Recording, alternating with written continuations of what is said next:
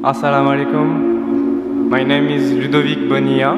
I am French, non-Muslim, and I am traveling 8 months in India.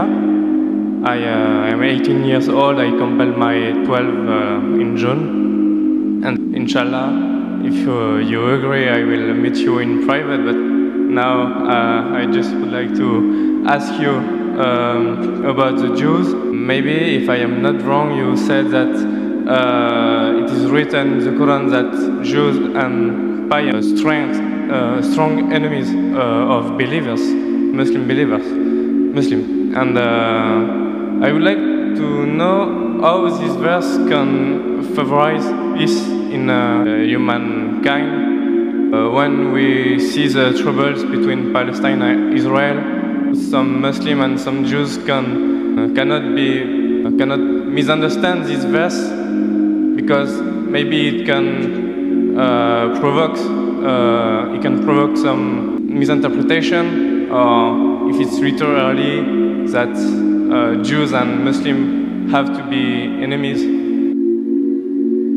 Brother asked a very good question. That he said, I said in my speech, and I quoted the verse of the Quran of Surah Ma'idah chapter 5 verse 82, which says that strongest in enmity to the Muslims would be the Jews and the pagans, and the closest in love would be the Christians. So it's saying, won't it create enmity when they say that the Jews and the Muslims should fight? The Quran doesn't say Jews and the Muslims should fight. The Quran says strongest in enmity to the Muslims, to the believers will be Jews. It does not say that Muslims should fight with the Jews. It doesn't say that. But it says that the Jews, by nature as a whole, they'll be against Muslims.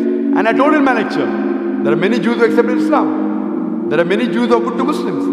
But as a whole, if you take Jews as a whole and the Christians as a whole, the Christians are closer than the Jews as a whole. This is a fact. For example, the Quran says that the Jews are intelligent also. So that's a fact. If they're intelligent, they're intelligent. That doesn't mean that it hides the fact. And the Quran also says that they will be as a whole a staunchest enemy. This is one of the falsification tests.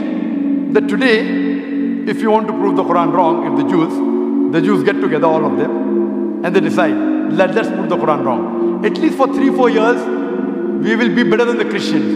Let's stop the war of Palestine. The Palestinians, the Jews were kicked out by Hitler. Hitler incinerated 6 million Jews. He kicked them out of Germany. The Arabs, the Palestinians, they do ahlan wa sahlan. Come with open arms. After a few years, they are kicked out of the home. Imagine someone gives the traveler his home to live, and the traveler kicks him out of his home, and he's shouting that he has taken my house, and you're calling them terrorists. What they have to do is, let's get together and solve this problem. What the problem is? Not forever. Few years, 4-5 years only.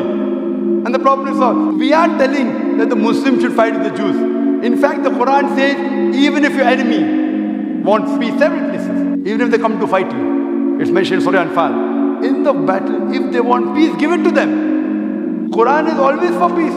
Quran is always encouraging them. But if a person does not want peace to prevail, what can we do? Islam is a religion of peace.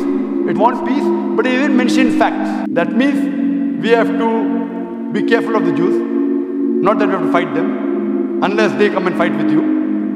That's a different thing. Imagine what's happening in Palestine, what's happening in other parts of the world. Brother, for peace to prevail, you have to follow the guidance of the Quran and live harmoniously rather than be enemies. Quran doesn't say that Jews should be enemies, but they will be, it says. Hope that answers the question.